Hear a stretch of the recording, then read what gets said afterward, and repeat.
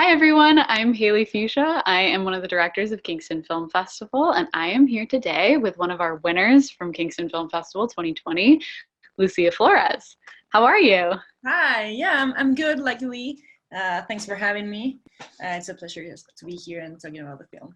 Thanks for the space. Yeah, I'm so excited to talk about your film, which won Best Documentary at our film festival, and it has also gone on to quite a few other film festivals around the world. Congratulations, by the Yes, way.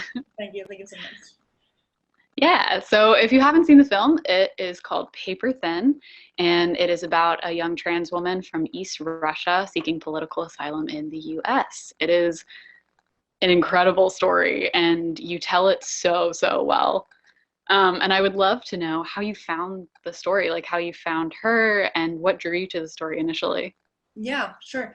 Well, I was living in New York at the moment, and I wanted to do a story around queer migration. That was like my main theme, right? Being a Hmm. queer person myself and being outside of my home country, that was something that related to my personal experience. So I started reaching Hmm. out to different groups, basically like scouting for a character, right, that was going through something in the present tense. And yeah, so I reached out to Rusa LGBT, that is LGBT collective of Russian asylum seekers, basically. There I met Lyosha, which is also featured in the film, and he introduced me to Anton. His name was Anton at the time when we started the movie.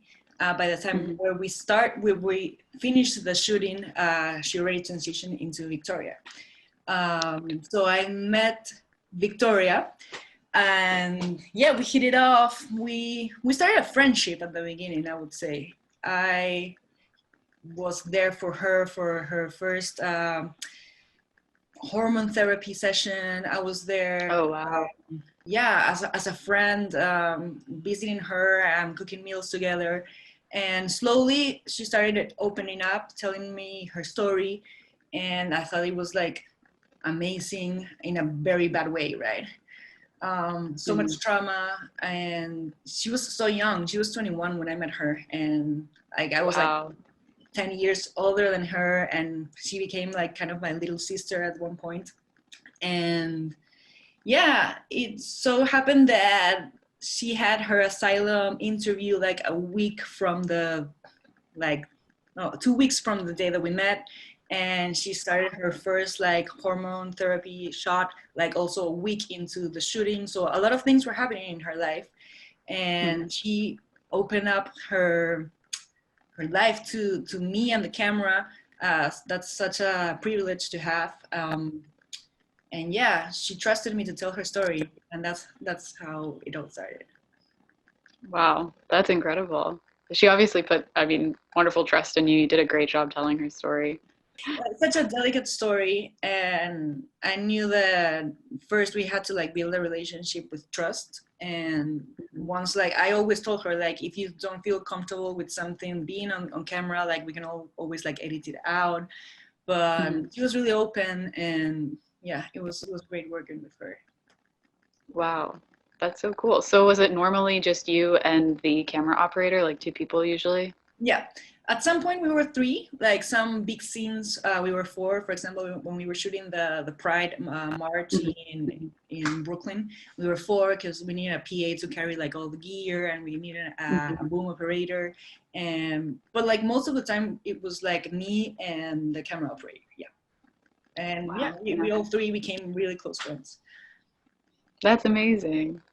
Wow. I was going to ask if you had any advice for getting close to your subject, but I guess starting that friendship is what really did it for you guys. Yeah, I mean, I think that it depends on like every case, right? It's very like case Mhm. dependent. I think that if you want someone's trust and to open up their vulnerability, you have to do the same for them, right? It's like a friendship. Like you cannot expect to ask for someone's like private space and time and not give the same back. So it has to be a story that hits like home as a director in some way, right? So I also shared my story I also shared like my private life with her, and it's like a two-way kind of dynamic, I would say. That's Wow. my experience how it works. Nice. Yeah, I mean, it obviously worked so well for you. The stories that you told were just, it was so intimate. It was so intimate. It was incredible. I thought it was really interesting that you used animation Mhm. to show like flashbacks or times, especially like in the immigration office where you couldn't obviously like film Yeah. that. What led you to that decision to use animation? Well, my brother's an animator, so I have that resource always there. I have it like Oh, very cool. Hmm. and I love working with him. So there was a lot of her backstory that obviously like I couldn't shoot because I wasn't there in Russia when things happened, and I couldn't go into the asylum office to shoot when they told her that she got the asylum. So I thought it was a good resource to like create this imaginary world inside of her head also, and to illustrate the backstory. We didn't have like archival material or much of anything, so I thought it was a good way to do it. And again, I love working with my brother. He's really creative and very, yeah, propositive. I don't know if that's Hmm. um, Yeah. so yeah, it just like clicked, and he was in when I asked him to be part of the team. That's awesome. Yeah, I loved it. I thought that was a really smart decision instead of using like B-roll or trying to recreate something like that. I mean, the animation just really tied it all together. It was really nice. Yeah, I mean, also it depends on the story that you want to tell, right? Right now, I'm Mm-hmm. like cutting another film where like I also need to like illustrate or like put some images into like some audio that I have. Hmm. And I could go with animation, but it's just like such a different style that is much more poetic. And I'm just using like different kinds of like B-roll to create like a kind of poetic feel. But in this case, I thought that animation could work. I mean, it's a really like dynamic piece also. Hmm. He's very young, and like the things that happened were really, yeah, they were really terrorific in a way. So like Hmm. we worked with the animator to create these like abstract characters that were like the enemies that came, and with the sound design that Hmm. also like comes and like kind of like Yeah. takes over the feel of the scene, right? Yeah. I like how you described the animation like being inside of her head. I guess I didn't really think of it like that, but that makes so much sense. It went along so well with what she was saying. It really did feel like you were with her in those moments. It's amazing. Yeah. It was a process, right? Because we first Hmm. like shot the interview where she told us these stories, and then Hmm. we kind of like edit the sound bites together, but it was like too much like Frankensteiny, and then we Hmm. re record the voiceover, so it was kind of Hmm. like a more flowy feel, and then animated that. Gotcha. Very cool. Um, what was it like, I guess, as a filmmaker standing outside of the immigration office when she was waiting on I mean, the results to see if she was going to be able to have political asylum? I feel like you said you like were her friend at that point, but like, what were the thoughts going through your head? Well, like I think that the movie and the project was like a second thought. I was like, Hmm. first we have to be there for her, like whatever the answer is. If the answer was no, like we're not gonna like shoot that in the moment, right? Um, Right. and we're gonna find another creative way to like illustrate the end of the documentary, right? But Hmm. yeah, my heart was racing. It was like much faster than I thought it was gonna be. So like we were like, me and the camera operator were just like hanging out outside, like in an open area waiting, and like she called us, Victoria, and she was like, she made a joke at the beginning that was like first it was like part of the first cut, but like then it didn't Hmm. like work. But Hmm. like we were like shooting, and we asked her like, so what happened? And she was like, no, I mean, I didn't get it. And like I was like, okay, like turn it off. And then she was like, no, I'm kidding, of course I got it. And it was like, I hate you. Like her heart dropped.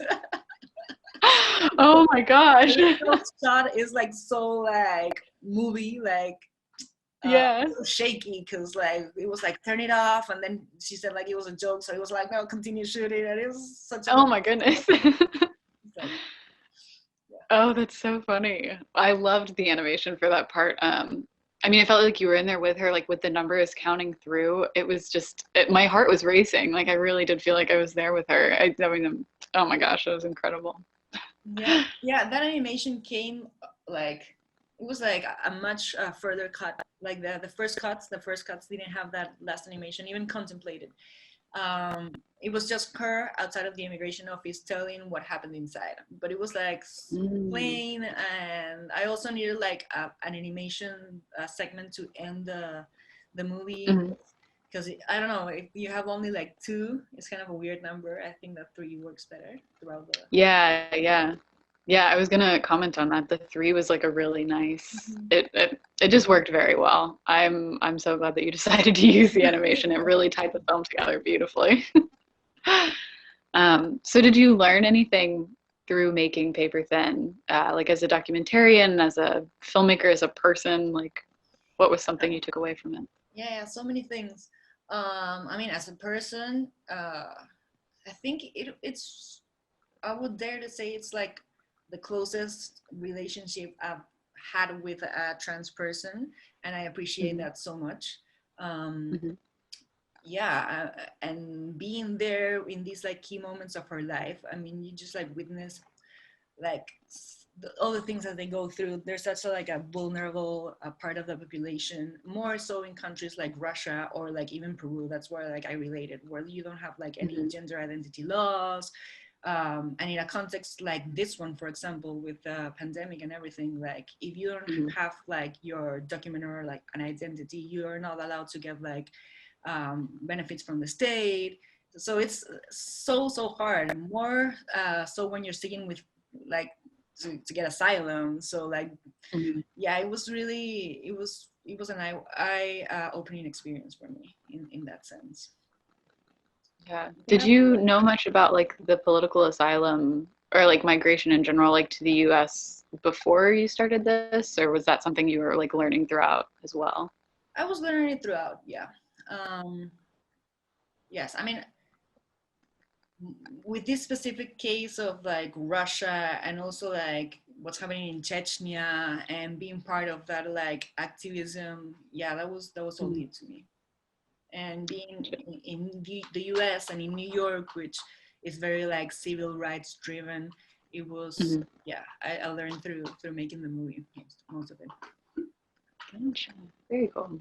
How long did it take you, like from start to finish? How long was the process making this? Because you said it like went through a couple of edits. Like, how long do you think it took? Over a year, I would say. I started Mm. May, and then I had like a first cut for like what was it, September, but then I continued working on it through the next year. Yeah, May of the next year, almost a year, I would say. But were you, so you were talking to like your professors during the time and they were helping give feedback, or like Yeah. how did your reading process work? Yeah, I mean, I started writing the project with the professors as mentors. We had these sessions with Bob Eisenhart, who edited Free Solo, and it was such a privilege. He saw like my first cuts and gave me feedback and like how to structure the film together, how to change things, and how to like do pickups too, because like Mhm. I needed some more like intimate scenes. For example, when she's like shooting herself, like the hormones in the leg, and like to create this like more tension of like what she was going through. So yeah, I had a lot of feedback from professors, and we worked on the film together. They were such great mentors. Yeah, I mean, in documentaries also like a lot of the work is done in the post-production, right? I mean, Right. you can write a story, but like at the end of the day, you don't really know that those things are going to happen, Hmm. or what you're going to be able to shoot. Like I wanted to go inside the immigration office, but obviously I couldn't. So like, how are you going Hmm. to like replace that like story beat with something else? And Hmm. even if you have like a plan, it's not gonna happen the way you want to, right? It's like a road trip, I would say, doing a documentary. You have like, you know that you're going like in that direction, but you don't know like how many nights you're gonna stay in this city, or like if you're plan, you know, like it just, you have to be flexible with it. Oh, I love that. That's such a great way to to describe making a documentary. I love that analogy. Oh gosh. So, what would you want your audience to take away from the film? Is there anything specifically? I'm sure there's a few things, but if there was one thing, I guess, that they would take away, what would that be? I mean, just to acknowledge the struggle of trans lives, right? And the different like intersectionalities that you can have as a person, how like it makes it much harder to play the game of life, right? If you're like trans and also an immigrant, it's gonna be much harder, like if you want to like achieve some things in life, and just to be aware of that and like recognize our privileges wherever we are. Like it also got me thinking, not making this movie, but also the experience of being an immigrant in another country, like how I have like certain privileges here in my home country that I don't have like when I moved somewhere else, and how that like constantly like you have to like reevaluate where you are and where you're standing in that point in life, right? And Mhm. be empathic to other realities, empathic, and yeah, conscious of like where you are and what you have, I think. Are you still in contact with Victoria? Yeah, a little bit through Instagram.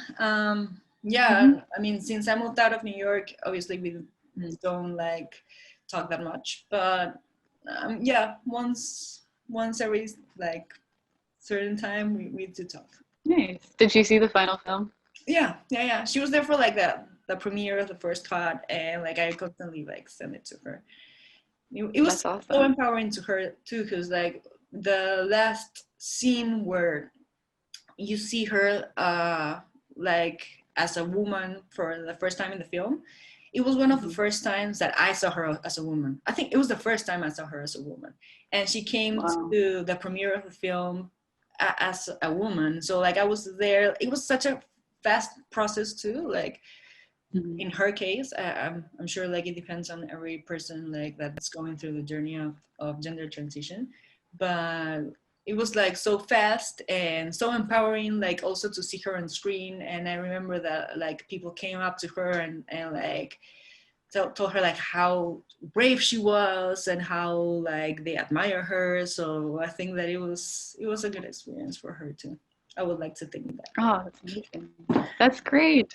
Yeah. Well, congratulations again on Paper Thin. It's such an incredible film.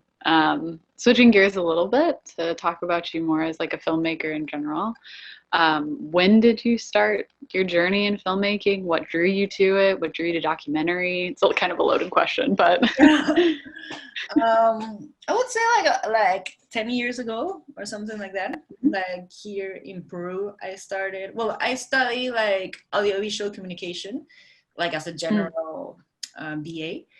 And then I started working in an NGO that worked a lot with indigenous people in the jungle, basically. And in this project with a photographer, we got to travel to many like countries and like indigenous populations in Ecuador, Colombia, Peru, and Bolivia. And I was wow. first his assistant, and I started like having this desire because we were only doing like photos, so like to talk to the people and interview them and like hearing their stories, and like I just got so engaged with that art and giving platform always to like people that don't have a mean to like raise their voices. So I think that it's like a great tool for activism, and that's the way that I like to see it. And that's why I also like doing things for like the LGBT community and struggles that I believe in, right? And I thought I saw that you also were a camera operator for a film. Yeah, yeah. That's really cool. Yeah, that was also as a part of film school. And Hmm. because like Molly was camera operator for my film, and I was camera Hmm. operator for hers. And That's yeah, that was a great experience too. And that film also got into like a bunch of like very cool festivals. It's called Award nice. Away. And Mhm. yeah, you should watch it too. You should watch it here. Sorry, you cut out a little bit. What was the name of the film? A Word Away. A Word Away. Mm-hmm. All right. Very cool. Yeah. That's awesome that you got to do like multiple roles, I guess, like director, camera, and editing. I feel like, does Yeah, one inform the other? Does it help? for sure. Yeah, yeah. I think that like if you know how editing works, you know how to direct better, for sure, for sure. Because like you know like the pieces that you're gonna like need, or if you've gone through that experience, and to like plan that ahead, right? Like I need like this story be like either like this way or this other way. But to be conscious of that process makes you, yeah, a better filmmaker for sure. Documentary. Nice. Do you have like a favorite? Do you prefer like editing over directing, or does it just kind of like all come together and you just like all of it? Yeah, I mean, I really don't know how to answer that question to myself. Like, cause I mean, I asked Mhm. that question to myself for a long time, and I really do enjoy the dual kind of experience that it gives you to be on the film, either like directing or shooting, and also Mhm. like by yourself and crafting the story. Um, yeah, I guess I don't know. I'm a Gemini, so I like that combination of opposites, I guess. So I like being like social, because you have to have a lot of like social skills to like engage Yeah. people and ask them to open up. But then I kind of like get drained of like Mm. trying that, and I like to like shut my door and like be in my editing studio by myself. So I don't know. Fair. I don't know if I'm gonna ever have like the answer to the question. Okay. You said earlier you're working on a project right now. You said you're editing a project? Yeah, it was shot during COVID, Mm. before it got like really bad, and Mhm. I'm editing like kind of like finishing editing it. I would say like in hopefully in a couple of months. No, very exciting. But yeah, it's a documentary about a woman that works in I don't know how to like translate this because it's Mhm. um, like radionovelas, which is like soap operas but like in radio, like Oh, okay. Yeah. yeah, Hmm.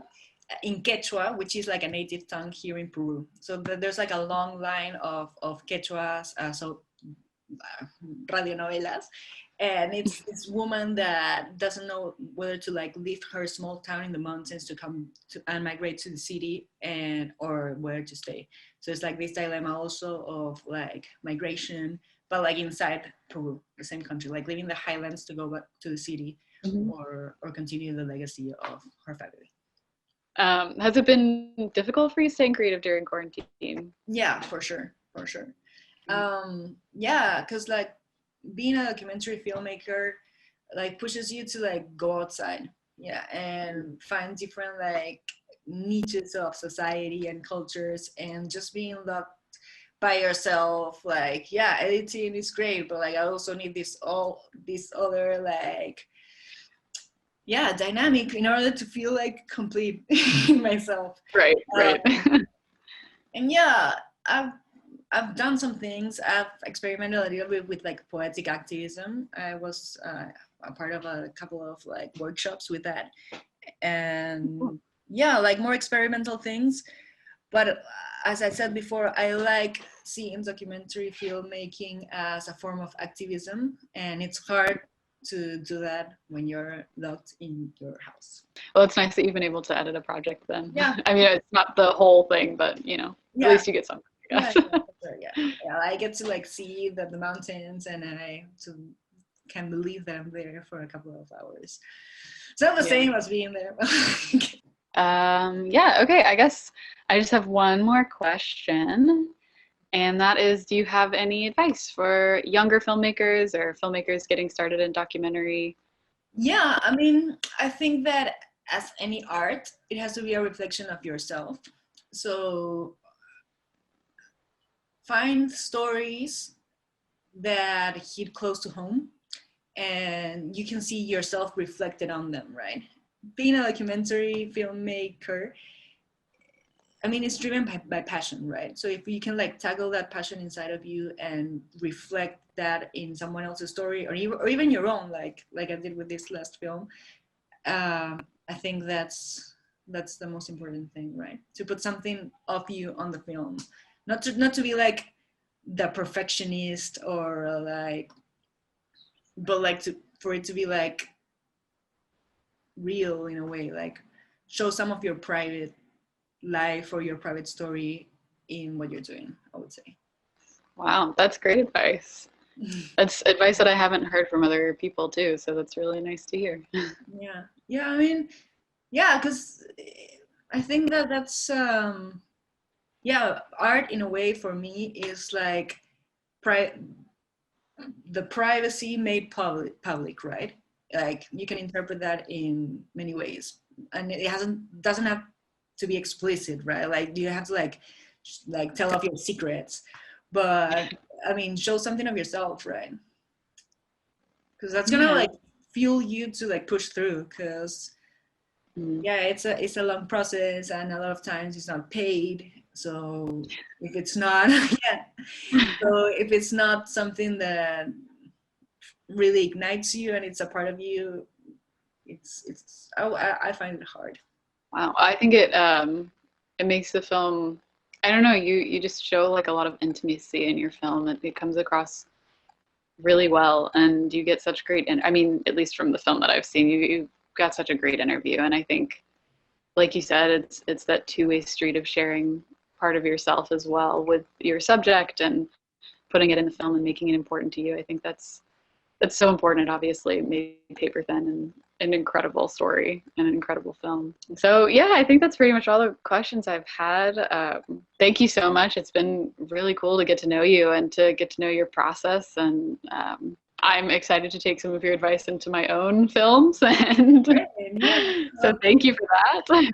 No, thank you for the space, and yeah, I always like to talk about the projects because a lot like the the bigger story happens behind the camera. I always say, right? And I'm excited to watch your next film and the film after that, I hope. And Yeah, yeah, excited to see your continued success. yeah. Hopefully, I'll keep being close to Kingston Film Festival. Thanks for the opportunity, and yeah, I'm excited to see the projects that are submitted for the next this next year's edition.